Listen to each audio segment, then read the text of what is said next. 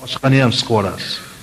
Yurak kengroq, pel kengroq odamni salomatligi ham yaxshiroq yurar ekan.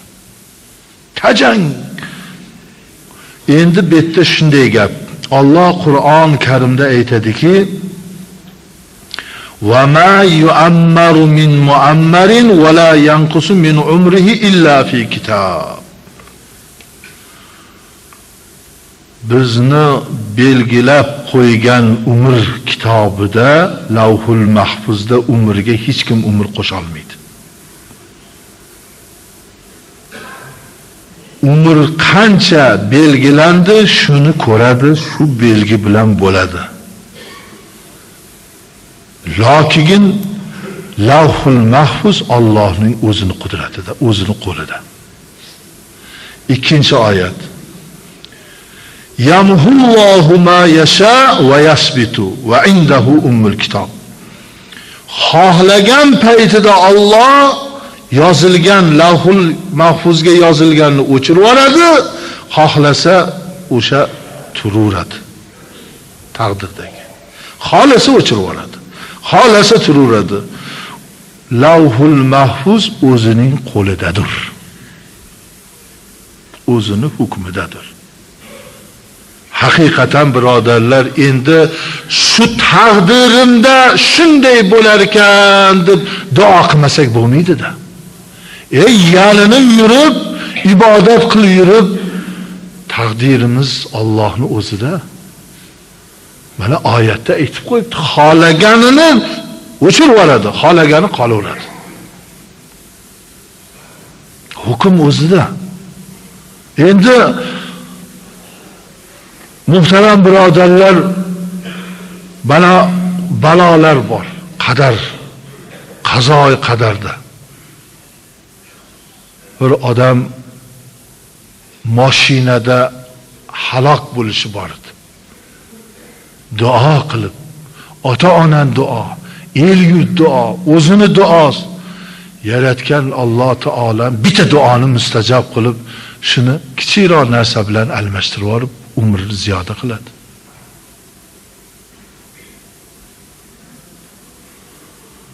Ko'p ulug' yoshdagi odamlarni surishtirib bilsangiz, hayotda ko'p yaxshilik qilib yurgan bo'ladi shular. El yurtdan duo olib yurgan bo'ladi. El yurtdan duo olib, kuydi pishdi, birovni ishlariga yordamlashgan, birovga qaralashgan, mana shularni duosini olib, umrini Alloh barakotini beradi.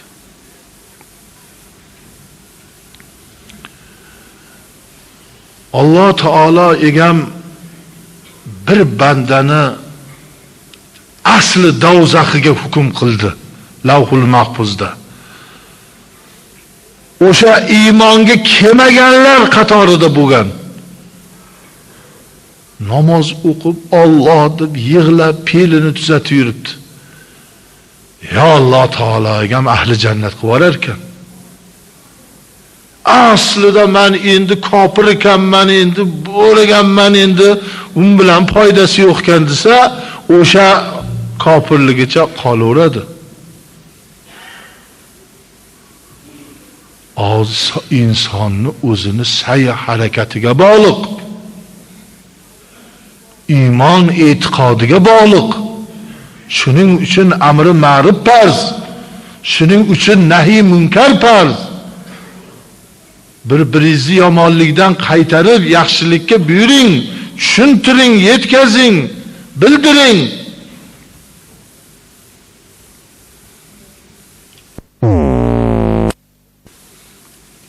Bir gazetada yaxshi bir maqola yozilib chiqibdi. Bittasidan intervyu olyapti. It go'shi yeganmisiz? Jayron go'shi yeganmisiz? Yo'q, Alloh saqlasin, it go'shini yeydimi odam? Qo'ysaychi, uni hidi tegib ketganini qatron qiladi. Bittasidan so'rayapti, siz yeganmisiz? Ha, 5-6 marta tandir kabob qilganmiz. Unday qilganmiz, mollatmas ekan. Jayronni ham yeganmiz deb yotibdi. U ham musulmon farzandiman deydi. vaholan it go'shtini inson yeyishi kerak emasligini bularga tushuntirib aytishi o'rniga bilmayman buni xayoli qaytda bo'lgan yo shu masalalarni aytib qo'yish kerak bo'lgan odam aytmaganmi? Birodarlar, biz it go'shti yeyishimiz mumkin emas. Ahli islom naslimizdan, qonimizdan ajraladi farzand. Qop olmasin bir kuni tishlab olmasin farzandimiz qonida o'sha it go'shtini ta'siri bo'lib.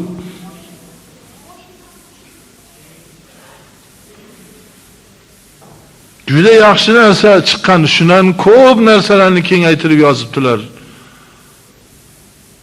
Baraka topsin shunday. Mana shunday yo'l bilan ham da'vat qilyapti jurnalistlarimiz. Hozir ancha-muncha domlalarimizdan, olimlarimizdan mana shu radioda, televideniyada, gazetada, jurnalda xizmat qilayotgan jurnalistlarimiz juda ko'p narsani yetkazyapti odamlarga. Umrlari uzoq bo'lsin, tanlari sog' bo'lsin, qilayotgan xizmatlardan Alloh rozi bo'lsin. Biz yuribmiz, anu vahobiy, bu mutassib, anu ishonlardan biz yuribmiz. Odamlarning gapiga kirma, meni gapim to'g'ri, londa haqiqatni yetkazib qo'yaver. Nima qilasan bir-biringga tosh otib yurib? Bu unday, bu bunday, bunday qilish kerak, unday qilish kerak deb. Eng asosiy masalalar qolib ketyapti. Tabiatni qarang, la ilaha illallohni uchquni ham yo'qda tandir qovon qilib yeydimi? Yozibdi o'sha gazeta aytyapti, necha marta deydi. Qarang, bu men bu yerda o'qitadigan ham iymon bo'ladi. Ozgina zarra musulmonni harfi bo'lsa ham o'qitadi-da. Endi o'qimagandan keyin tamomda unda hech balo yo'q iymondan. Endi musulmonchilik nimasidan? Shu hammasi uzoq yillar og'zimizni muhrlanib, shularni ham gapirolmay kelganligimizda. Xudoyim shamollamas uchun qancha narsalarni yaratib qo'yibdi, giyohlarni. Bironta o'zbek xalqini tarixida ocharchilik zamonda itni yedik, mushukni yedik degan hikoya bormi, rivoyat bormi? Yo'q, birodarlar. Ildizni yegani bor. Ildizni yegani bor. Daraxtni po'slog'ini yeyishgan, o't giyohni yegan, mushuk itni musulmon yemagan, ochdan o'lgan, lekin boshqa xalq yegan g'ayrilar. Bolasini ham yegan. O'ligini ham yegan. Bizni xalq yemagan hech qachon. O'lik yemagan. Boshqa harom bo'lgan hayvonlarni yemagan. Biz shundan ham million marta faxrlansak arziydi. Lekin afsus haliginday bo'lib qolganlar, ular ko'rvol ilonni dori deb sotadi.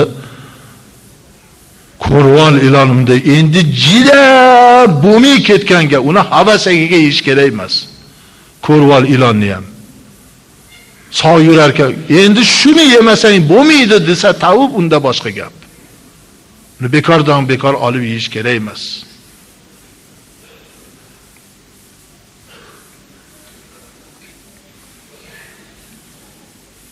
Muhtaram birodarlar, mana yana Sarvar olam aytibdilarki, inna du'a yanfa'u mimma nazala va mimma lam yanzil. Fa'alaykum ibadallohi bid-du'ai. Duo sizlarga manfaat beradi. Masalan, bir dard, bir balo sizga keldi, yopishdi. Duo bilan endi so'rab shifosini, balosini daf eting. Boshingizga kelgan balodan duo qilib qutuling. Bergan dardidan duo qilib qutuling. Shifosini so'rab. Hamda duo kelmayotganidan, endi keladi deb turganidan ham sizga shifo bo'ladi. Duo qilib o'sha baloni, o'sha dardni kelmaydigan qiling. yomon kasallaringdan saqlagin Allohim. Har xil ofat balolardan saqlagin Allohim. Ta'limotda ham mana bitta duo bor, ana shu duoni ko'p qiling. Rabbana atina fid dunya hasanatan va fil oxirati hasanatan va qina azoban nar. Hamma kullu shu dunyodagi yaxshilik mana sizga bor. Shu mehmonga ozroq yo'l nima qilaringlar? Keling hazrat, keling. Mana shu dunyoni yaxshiligini so'rayapsizmi? Yaxshiligiga yetkazsin Alloh. Nima sizga kerak? Ana o'shani Alloh taolo ato qiladi, mustajob etsa. Nima sizga mumkin? Alloh ato qiladi, beradi. Oxiratda nimadan saqlashlik kerak? Oxiratingiz qanday bo'lishi kerak? Ana shu.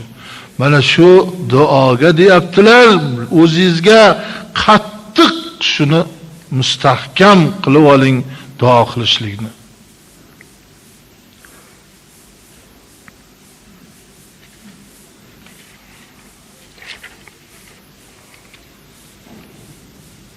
Yana sarvar olam aytadilarki, "Ma min ahadin yad'u bi du'ain illa atahu Allohu ma sa'ala aw kaffa anhu min as-su'i mislahu." Kimki Allohga bunday qo'l ochib duo qilsa, albatta duosi mustajab bo'ladi, Alloh ato qiladi. Mabodo ato qilmaganda ham shuni boshidagi yomonlikni shu duosi bilan yo'q qiladi. U duom bekor ketyapti demang. Masalan, ancha mol dunyo so'rayapman u bo'lmayapti demang. Mol dunyo bo'lmayotgan bilan Alloh betdagi bir yomonlikni sizdan yo'q qilib turibdi. Duo zoyi ketmaydi. Duo zoyi ketmaydi.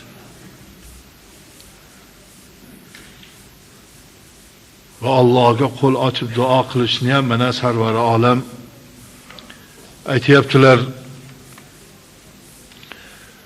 Man lam yas'alillaha yag'zib alayh. Kimki duoni tark etib qo'ysa, Allohning g'azabi kelar ekan unga. Endi bandani bu teskarisida, bandani g'azabi keladi, so'raversangiz, Alloh g'azabi keladi, so'ramay qo'ysangiz, duo qilmay qo'ysangiz. Duo bilan Allohga yaqin bo'lib boradi. Duo bilan Alloh taolo bandasini maqsadiga yetkazadi. Endi ko'p savol bo'ladiki, duoni qanday qilish kerak? Bunday qilish kerak, bunday qilish kerakmi, bunday qilish kerakmi, qanday qilish kerak? Mana Ibn Abbos radhiyallohu anhu dan rivoyat qilinadi. Buni Abu Dovudning kitoblarida sarvar olam aytgan ekanlar, "Salulloha bi butuni akfikum va la tas'aluhu bi zuhuriha fa iza faragtum famsahu biha wujuhakum." Allohdan bir narsani so'ramoqchi bo'lsangiz, bunday qilinmas, bunday qilib so'rang. Qo'lingizni buyog'ini yuzingizga qarating. So'ra bo'lgandan keyin yuzingizga surting degan ekanlar. Bu o'zicha bo'lmagan hech narsa.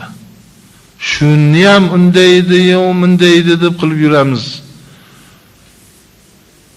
Ziyodun Xolakan Misrga borganlarida duo qilganlarida Allohu akbar deb takbir aytishib yig'lab yorishgan ekan.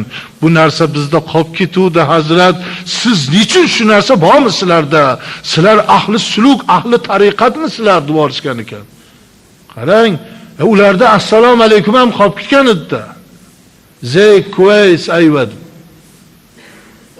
Bizda Turkiy xalqda bu narsalar saqlanib, bu narsalar e'tibor, bizni muhabbatlik xalq ekanligimiz esingizdan chiqmasin. Biz unaqa surishtirmaymiz. Shu narsa savob mahkam ishimiz. Shuning uchun ham to'g'ri yo'lda adashmasdan kelyapmiz. Ravisini, rivoyatchisini so'rashtirib, unisi bunday ekan, yoshgina bolalar hali Qur'onni yaxshi o'qiy olmaydi. Bu qanday endi bunga ishonsa bo'ladiganmi? Buni bir tasdiqlari sizga mana kitob olib chiqib aytib berilyapti. O'sha avvalgi olimlarimiz ham yolg'on yashiq gaplarni qilib kelishmagan, hammasi bitta yo'lda ketishgan, o'zlariga ma'qul maqbul bo'lganini mahkam ushashgan.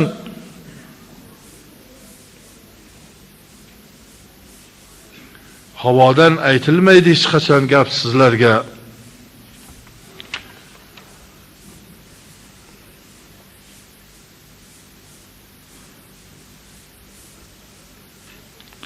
İnne rabbakum hayyun karimun yastahi min abdihi iza rafa'a yadayhi ilayhi an yaruddahuma sifran. Peygamberimiz aytyaptilar, Rabbingiz nihoyatda uyatlichi zotdir, uyaluvchi oriyatli zotdir Allah. Va sahidir Allah, saxovatlik zotdir Allah. Uyatli zotdir Allah, uyaladi. Qachonki bandasi qo'lini bundoq ko'targanda, shu bandasini qo'lini quruq qaytarishlikdan uyaladi Alloh taolo ekan deyapti payg'ambarimiz Muhammad sallallohu alayhi vasallam. Shuni yaxshi biling. Yo ibodatga, jannatga yozib qo'yadi mahshargohga olib qolishga, yoki shu dunyoda bir yaxshilikni bir kun beradi sizga mustajob etib, yo bir baloni qaytaradi. Qo'lingiz quruq qaytayotgan ko'zingizga, ma'lum ko'zingizga u quruqqa o'xshaydi. To'la rahmatni siz vujudingizga surtayotgan bo'lasiz, aziz birodarlar.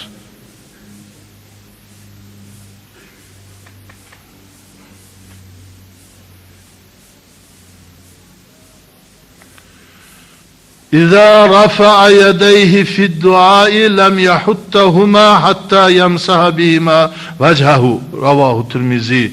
Hazreti Umar radhiyallohu anhudan mübarek hadis aytadilar-ki, Peygamberimiz duoga qo'l ko'targanlarida yerga qo'yib qo'ymasdilar to yuzlariga surtmagunlaricha.